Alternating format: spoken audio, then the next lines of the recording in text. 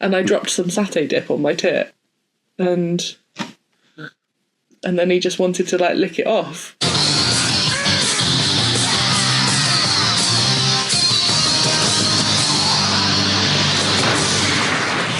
Today we're going to be talking about JoJo's Bizarre Adventure, Diamond is Unbreakable.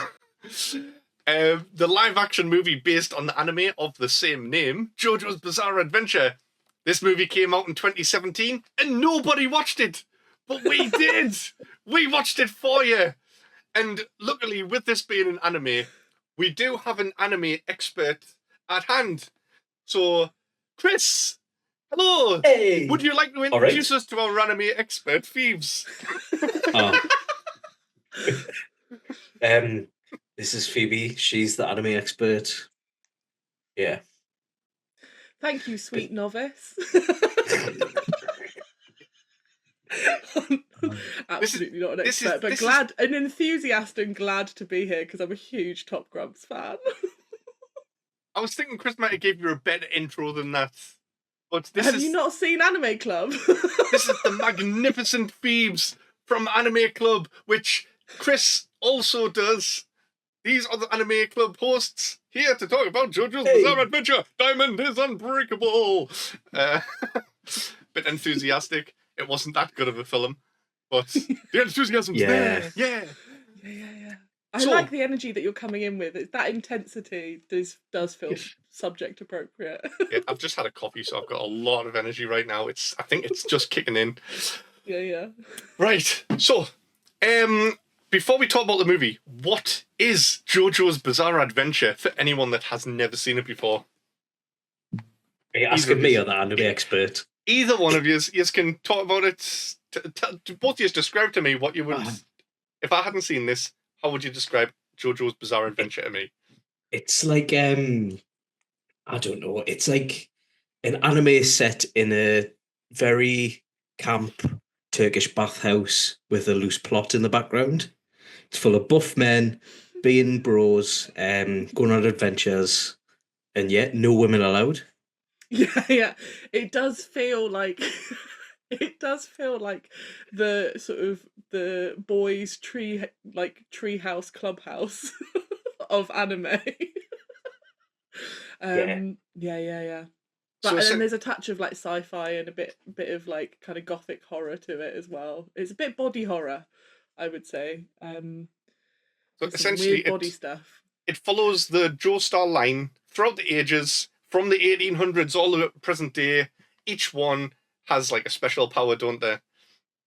We start off with like sun punches and stuff, and then season 2 we get into stance, which this one is based on season 4. This is based on season 3. Season 3, right? So season 4. No, you're right. It is season 4. I'm the anime expert now. Look at me. You are the anime. This is I am the captain now. You're also the only one who actually described what happens in the anime. Yeah. I only watched it yesterday. Like, if you like some weird stuff, this might be for you. So, but no, it does have. It gets into stands, which is basically a superpower that is defined by your posture. So it's literally when someone is overwhelmed by the power of someone's stand, they're literally overwhelmed by the way that person is standing.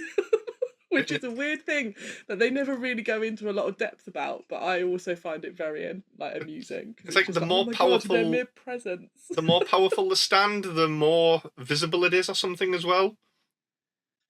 So, like they have them like coming out like an astral projected sort of like beast thing, or some tiny little turtle looking thing, or thorns in your arms, or whatever. Yeah.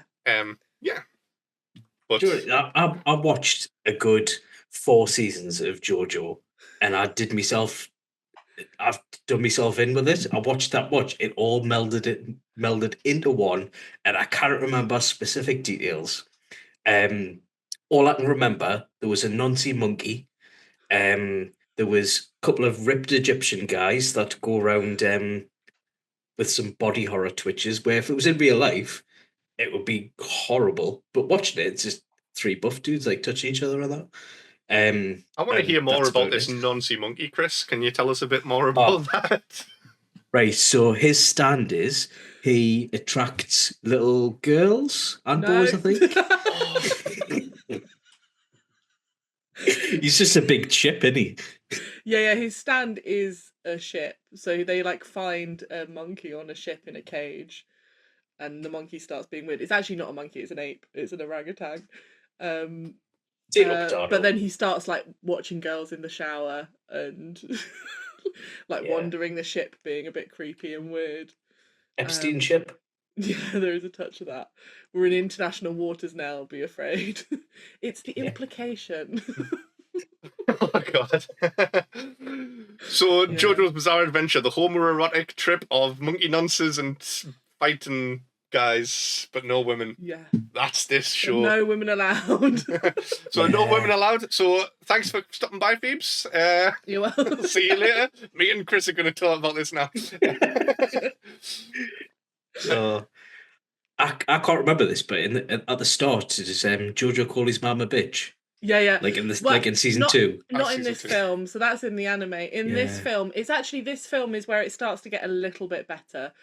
You still have a lot of like, oh, but they can't possibly fight because it's a woman, so she must be weak. And the only like strong women are like usually quite ugly old women. Whereas the young pretty ones, they're just kind of like generic background anime characters. If you go to Gates, it's the exact opposite. The uglier the woman, the harder they are. But this starts with like him like rescuing his mother who accidentally drinks some stand. Drinks a tiny man. Drinks a tiny man. And the thing that I really noticed about the film versus a lot of the stuff that you think, oh, this is weird, but it's anime, so like how weird is it really compared to the rest of the world of anime? When you see it being done by real people, it somehow becomes like instantly like, this is too far. Yeah, when he puts that knife inside that guy's chest, but like he looks at his belly and there's just a skin-shaped outline of a knife. Yeah, he's like, go to the doctor and get it taken out. Wasn't that guy innocent as well? He was just possessed by like He was possessed. Yeah, he was possessed, but he was also trying to kill him. So, you know. Yeah, but once he found out, like, oh, hang on, this isn't his fault, he could have at least took the knife out, but now he was just like, the police can sort this out, bye. Yeah, he just literally ran off. There's a lot of that, where the main characters just walk past, like, innocent people getting mugged or robbed, and he's like, it's not my problem, mate. Yeah. Then they're like, insult his hair, and he's like, what? He's got a pompadour. He's got a pompadour. Yeah. But that's true of the whole Joestar line, I think, that they are all assholes. Like, they're all irredeemable assholes. And they're just like, yeah, whatever. No, I won't have you say anything bad about Joseph Joestar. Yeah, if you've got hair, like one of the worst. If you've got hair like that, you're a good guy, right? A little bit spiky, a little bit swept back. Why does that appeal to you, Lee? I have no idea. So, what's the plot of this movie? Chris, do you want to tell us what the plot of this movie is? Yeah, definitely, because I definitely remember what it is. It's set in the quiet town of Morio. Basically, JoJo, high school student with a stylish pompadour, who has a stand, manifestation of his fighting spirit, called Crazy Diamond, and it can heal and restore objects. The story kicks off. Koichi Hiro Horse as a new transfer student sent by Jotaro Kujo, the previous JoJo, to find Josuke and inform him about the growing stand user activity, like the water guy who comes round. There's a guy with an arrow that turns people into stand users, who wants people to kill his dad, who's a little frog goblin on the floor. There's a guy with the army user stand, and that's all I can remember. Apparently, it's actually quite accurate as well. Because it's on the first. It's only the first half of season 4, isn't it? Some of the titles said Diamond is Unbreakable Part 1, as if they were going to get enough people to watch this to make a Part 2. But Yeah, I'd be surprised if this was allowed to stay in the cinema for a day. Nobody watched this. It's also clearly whoever's watched it is clearly JoJo fans, because on Rotten Tomatoes it has 100%. There are 5 reviews, and I'm convinced at least 4 of those are people in the actual film. No, I would give But this at least 100%. 4 stars out of 5. Like, Would you? Yeah. Interesting. Why I'm would you give really- it 4 stars? I don't know. I really enjoyed it. Like, the plot was good. The only thing that really let it down was just CGI a bit, like of the stands. But then after seeing the anime of the stands in the anime, it's like it's not actually that bad. It's not that far off, and actually, I think the special effects are all right. Like, Yeah. they're not actually that bad. It's that what is being depicted is insane and unhinged. Yeah. Like, it is odd. It's like you're watching someone's drug trip. Yeah. And not like a happy fun time one, but like the kind that sends you mental. I think I went into this with really low expectations, and that might be why I enjoyed it so much. Like, when we decided to do this, like, we had a bit of a skim through, and I saw there's that guy at the fountain that's just had like the water aqua necklace go down his throat, and he's turned into the Flash or something. And he's going and like teleporting around, and there's like water circling around him, and it was like these graphics, CGI or whatever, is terrible. Well, so I think that sent us in with like low expectations, but the story's good. I think I think the best way to go into this film is with low expectations, to be fair. I think that's good advice. Yeah. I went in with low expectations and I didn't like it. There's nothing that kept us. What would you give it on Rotten Tomatoes? I would give it a 2. Yeah. Yeah, I thought the acting was bad. I thought the stands, the Diamond is Unbreakable stand thing, he looked like Shredder, in his little red suit. Yeah. Yeah. Which I know that's just a design thing. But I couldn't get away with it. I thought the acting was bad as well. Know what you mean about the suit? Like, every time that red hand reached over, it made us think of Lord Zed from Power Rangers. I was thinking it's very Power Rangers, which I have I have a soft spot for Power Rangers design, but it's of a particular age. And what I think is weird is that this film was made in like 2017, but it feels like it could be a film that I watched on Nickelodeon in the 90s.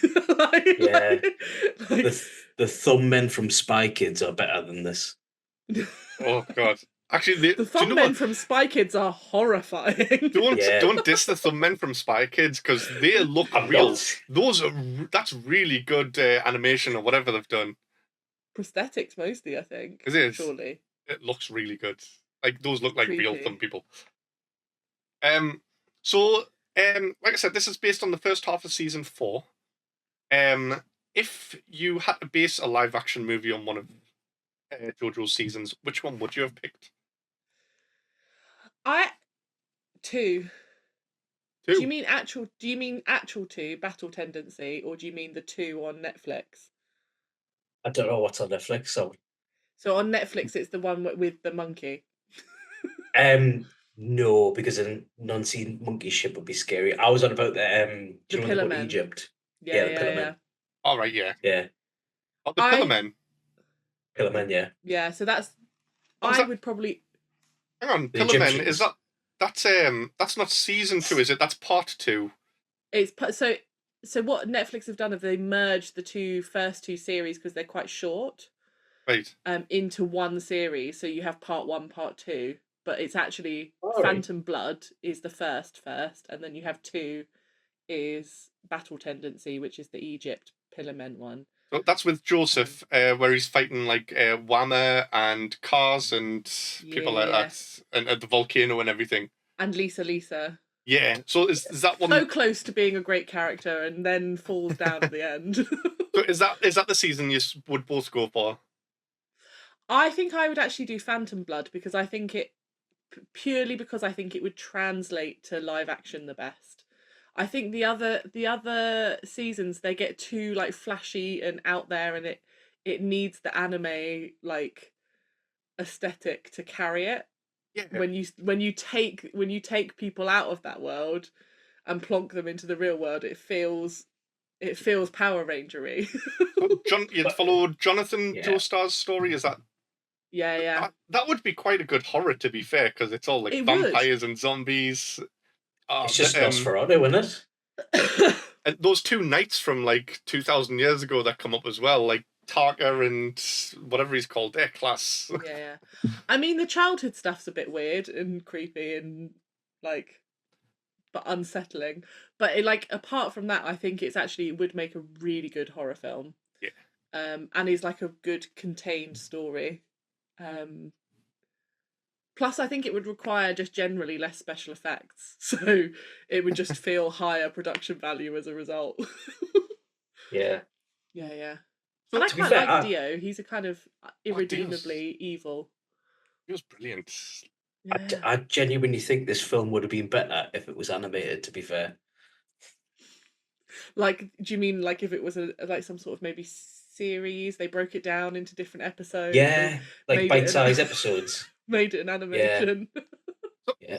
Is Dio just going to keep coming back every season? Because he died We'll have to watch him he died in back. Phantom Star, and then he died in like the Egypt one, and then he's came back again at the beginning of season 2, and it's like, Yeah, and I love that. I love him coming back with the body of the previous heroes. with Jonathan. That's unsettlingly weird. Yeah. So about this film, we'll go through our normal questions. Best quote, Pheebs. What's the best quote from this film? If there is I had one when we were watching it. I can't remember what it was. It was just after the father had been like cured, which I think is Chris's favourite quote. But there that was something... Lee's. Oh, was it Lee's? Yeah. There was, and I can't remember. I forgot to write it down. I failed. It's all right. Kris, have you got a favourite quote from this one? Yeah, when JoJo's walking past that kid that's getting beaten up, and they say something about his hair, and he turns around and goes, "What did you say about my do?" Yeah. That's like 5 different parts of the film, isn't it? It's most of the film is just people talking about Jodakusi. Is it Jodakusi? No, what's he called? JoJo. Yeah. Just Josuke. Oh, Josuke. Yeah. So, like, most of the film is just people insulting his hair and him getting in a bad mood. Yeah. I've remembered what my favourite quote was. Oh, right. It's where you've got the guy who has the like army men toy soldier style stand that's just like a full army, and it's when JoJo like mends 2 of the army men and turns the guy's stand user against him, and he's like, "Your orders can't be countermanded, can they?" Because he says it with so much intensity. I thought the acting was really good in this. Like, I mean... Oh, all right. I hate it when my daddies fight. Right. So, like, not if this was like a Hollywood movie, then no. But it's very the acting's very anime. Like, it's as if they went, no, like, you're acting too well, mate. Just tone it down a little bit. Get it to the level that the anime would be at. Yeah. But can you please pull the faces that these voice actors have pulled when they're voicing this anime? that's the instruction. Do you know, in an anime when they try to like buy for time and they do a lot of reaction shots where it was like, stuff like that. They do that in the film. It's great. Get stuck. Shot for shot. Yeah. I sit somewhere in the middle. Like I feel like there's space and time for melodrama. This might not be the best example of it. I wouldn't be like, you know, if someone from this film won an award, I would be asking like, who did they bribe? This film did win an award. No. Sorry, I am on the IMDb page. The Neuchâtel International Fantastic Film Festival. It won Best Film. Did it really? Okay. Well. Narcisse Award Best Film 2000. Yeah, but winner. Anything can win an award. Have you ever seen the show Nathan For You? No. Right. There's this guy who's he had a TV show like maybe 10 years ago called Nathan Fielder, and he's just this proper weirdo who he's amazing though, and he always comes up with these weird business ideas, and he's like, I'm gonna make a film that gets an award. And he makes a film and it's shit, but he makes a film festival and gets these judges to come along and vote, and the only other film being shown that day is a 10-second video of a guy farting. So they have to vote for his, and he's like, this film's won an award. They don't have to. They don't have to. They made a choice. Yeah. I know what I would have voted for. And it's got like he filmed the whole thing in a shop in Hollywood, and there's like a Johnny Depp impersonator or something walks into the shop as well. I know. I'm sorry. I've just googled who it is. He's the guy that sent a hitman to like kill himself as well. I don't think he got a real hitman. Life. He tries to like. Oh, is it a private investigator? Yeah, private investigator. But then he hires a private investigator to investigate that private investigator because he wouldn't hang around with him, be his friend. He's also the guy that you might have seen someone handcuff themselves to a steel frame, and there's a robot that's going to undress him in front of kids, and there's a police officer waiting there to arrest him and put him as a registered sex offender if he doesn't make it out of the handcuffs in time. It's fucking nuts. He's. Yeah. I love the idea of like that, as if like that kind of escape magic wasn't high pressured enough. Should adding like real world consequences to it. Honestly, if you it's ever a David Blaine you want, isn't it? If you ever get a chance to watch Nathan For You, I know I'm off topic here, but it's brilliant. Even episode 1. But that's okay because this film was shit, so you might as well go watch something else. Episode 1, he goes to a frozen yogurt shop. And he's like, oh, we need to get a new flavour to get more business in. We're going to make poo flavour. And people start coming in going, poo flavour? And they're eating it. Oh, yes, it's amazing what the novelty factor is. Have you ever seen that guy who made perfume out of poo? Oh. This is like a weird, genuine bit, and it smells like lily of the, like, you know, your grandma's like lily of the valley. Like, I've never smelled my grandma's lily. You're missing out because your grandma is a babe. But so it's like what this scientist realized is that the molecules that your nasal olfactory like senses register are exactly the same in poo as they are in certain flowers. It's just the like how strong it is as to whether it's a lovely scent or an unpleasant one. So what he does is he just takes random people's poo that I think they just like send it into this place for him. Don't know, didn't ask questions. And he then like dilutes the poo down, sterilizes it, and it then smells like lily of the valley perfume. There we go. Can't wait to put that out as a short on YouTube. Just you talking about this film, JoJo's Bizarre Adventure: Diamond is Unbreakable, is so good that we've spent the past 5 minutes talking about poo. Yes, that needs to be on the poster as a critic review on the DVD cover. It's shit, but it doesn't smell as bad as you think. So yeah, we're still on best quote. We haven't done mine, which is simple. It's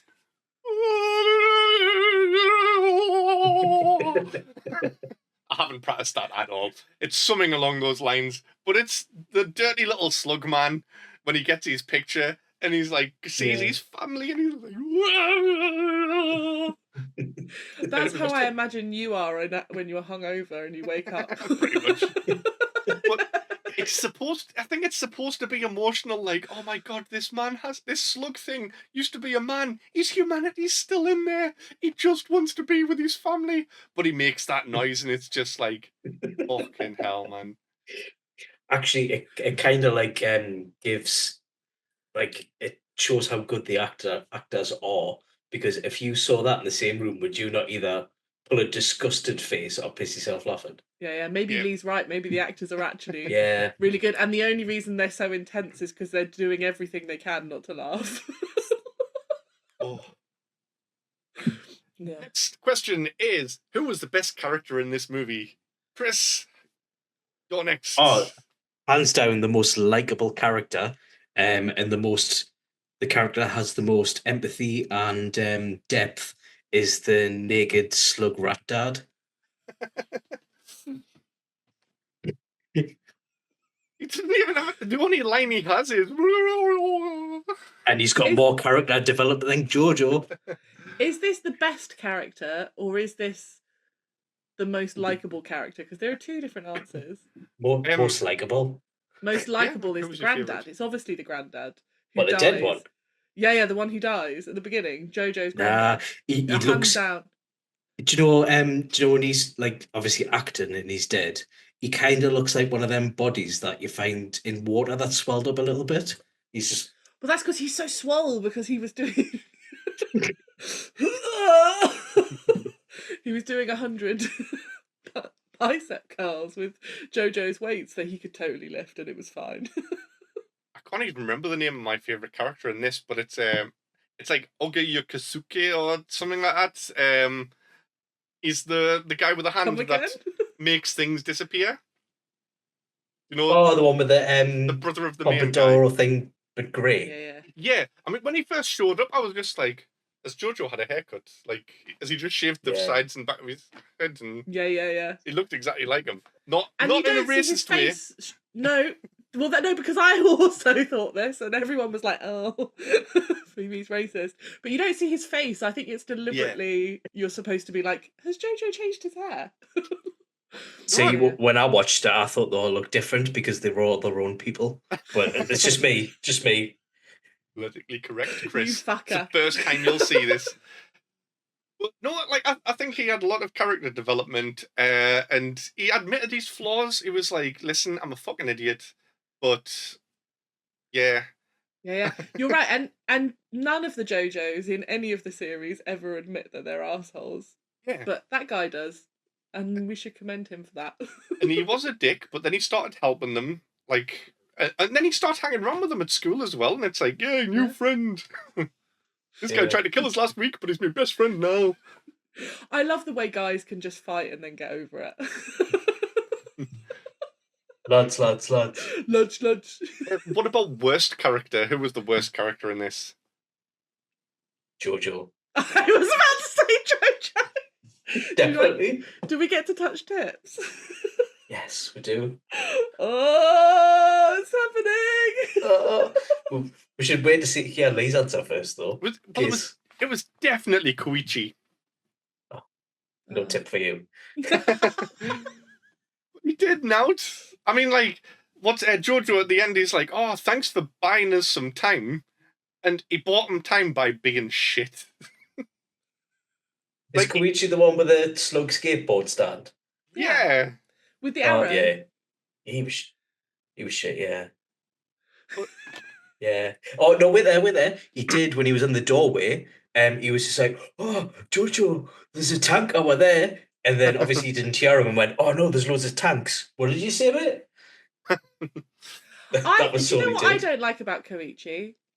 The minute the cool kids befriend him, he forgets his other friend, you woman, who was also a bit weird and creepy. Sure. What's she trying to make him do his do a homework for him and stuff? Yeah. I mean, she was bullying him. She was bullying him, but she also talked to him and sat with him and like. Is that what you think friendship is? But like, isn't that what all friends do to each other? / me? Force them to do your homework. I'm not doing your homework anymore, Kris. If that's not what real friendship is. No, that's not what I'm saying. No, don't do that. The next one's a bit difficult. Best death. Like, there wasn't many deaths in this film. There is, but because your man, he doesn't. It's not technically a death, but I liked it when they trapped his soul in a rock. Yeah. The serial killer. I would have to go for that as well. Like, again, it's technically not a death, but it's just hilarious that this guy's just a rock in the park now, and this is all I've ever wanted. They've made one mistake with that though. They need to take down the sign that says "No dogs fouling." Just let the dogs shit on the mayor. But I'd also be like, what mayor gives a shit? Like, that mayor has no. There's nothing better to do though, other than putting up signs. The Best moment. What's the best moment? When they say hello to the rock guy. They walk past like, all right. That guy will be absolutely foaming as well. He's like, dickheads. Look what you've done to us, man. I would have to say when Koichi's egg hatches and you're like, oh, mate, you're in for it now. Like, and this little thing, it looks like Cell in his first form when he, like, first comes out of the time machine at Dragon Ball Z. Because everything has to go back to Dragon Ball Z for me. But, and it comes over and it's like, and it does fuck all. And the guy, like, looks worried at first. He's like, oh, no, what's going to happen? I'm going to die. And it's the shittest stand ever. Skateboard slug.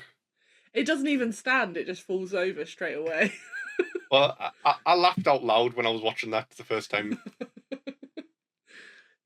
I liked the bit where they're fighting that guy and he puts the knife. It's like the first time you see JoJo stand and what it can do, and he like puts like first he stabs the guy like all the way through his body, and then he pulls the knife back inside the body.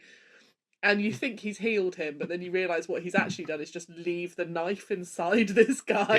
Yeah. And he lifts his shirt up and it's like this really badly affected, but also like quite like I like flinched because that's like the body horror thing. I was like, literally just about to go, oh, I thought the effects were really good on that. And then you went, oh, it was really bad effects. And I was like, oh, shit. Well, no, they were like, it's real enough to make you to feel, but like, I don't think that is what it would actually look like if you left a knife inside a guy. So that's the thing. It's like they're well executed effects, weirdly designed. But this is directed by the same guy that did like Itchy the Killer. No. Yeah. So really? I was expecting more. I was like, oh, that'll be a lot, but I love Itchy the Killer. I don't know what it is. Never heard of it.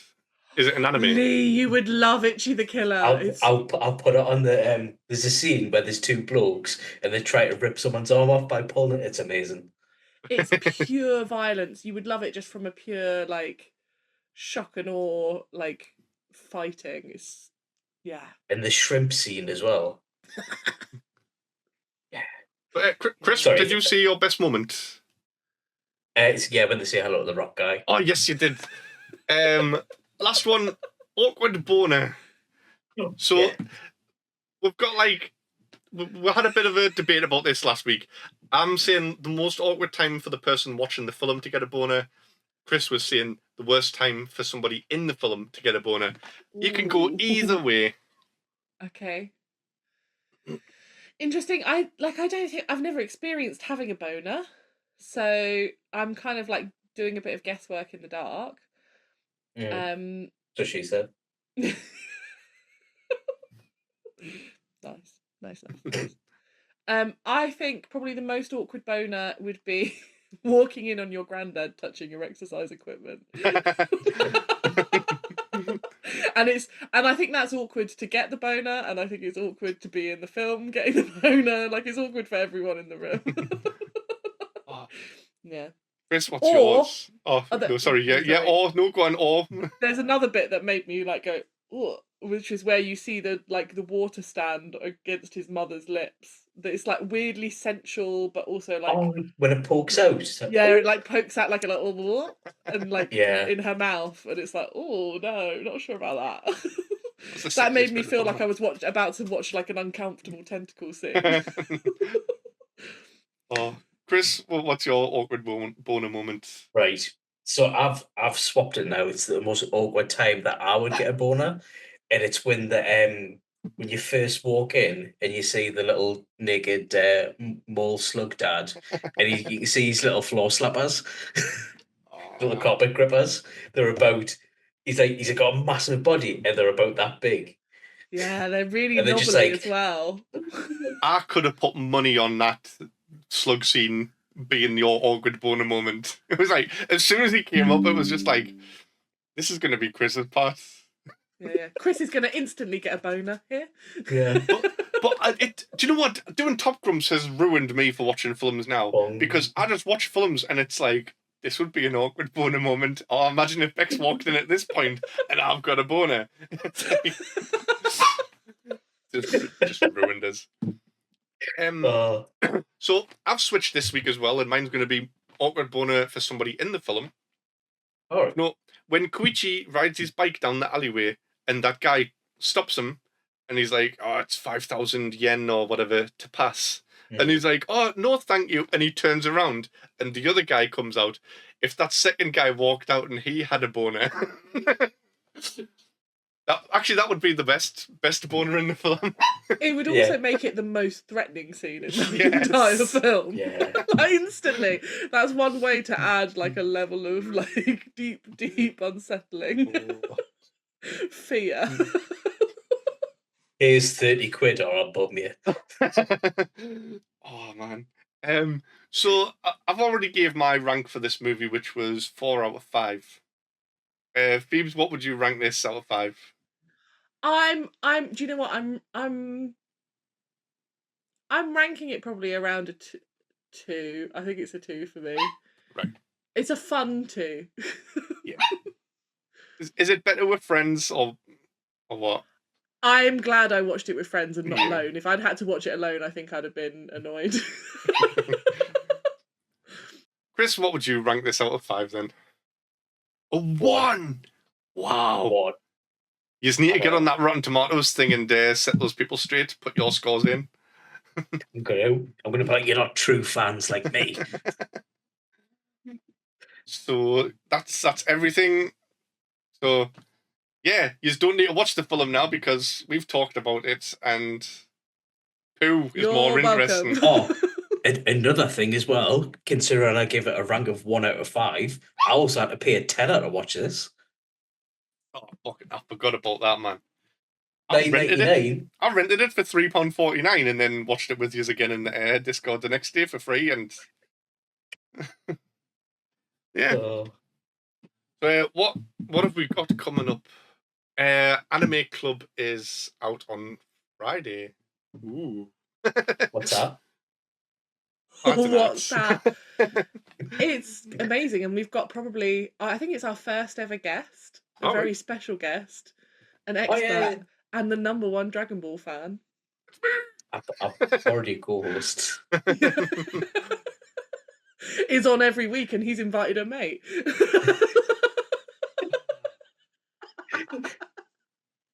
We almost made it to the whole show without you trying to steal me title. So yeah, what he is doing, is it secret or will it be released what he's actually talking about on Anime Club? Well, I think it's entirely linked. I think we've done something impressive and we've planned ahead. And we will be doing the series of JoJo, season 3/2, depending on if you're on Netflix or season not. 3/2. But we will be doing. I thought we were doing season 2. We're doing season 2 on Netflix, but it's actually the third. It's like the third generation of JoJo. Oh, right, okay. But that's season 2 on Crunchyroll. It's so confusing. It's confusing. So we're watching that one. Right. The first 3 episodes, and we've got you coming on, Lee. Yay! I'm the first guest. I'm so honoured. Yeah. And then we can push Kris out, and my plan's complete. I edit it as well. That's going to get awkward. Oh no. It's going to be so awkward when Lee and I are doing loads of episodes and then expecting you to edit and upload them to the YouTube. Yeah. And then for Top Grumps, have we got our secret episode that we said we were doing last time, but it wasn't actually last time, it's this time? Yes. Yes. Right. Secret Top Grumps. Secret Top Grumps. It's going to be horrible. Make sure you just tune in for that. Honestly, the thing that we've got, like, it's the most disgusting thing I've ever seen in my life. I am so excited. I had a glimpse of it today and I could feel a tingle down below. I'm worried. So excited. I'm worried about it. I don't know what we're going to say, but I don't think it'll be good stuff. I can't wait to hear how you approach Awkward Boner with this one.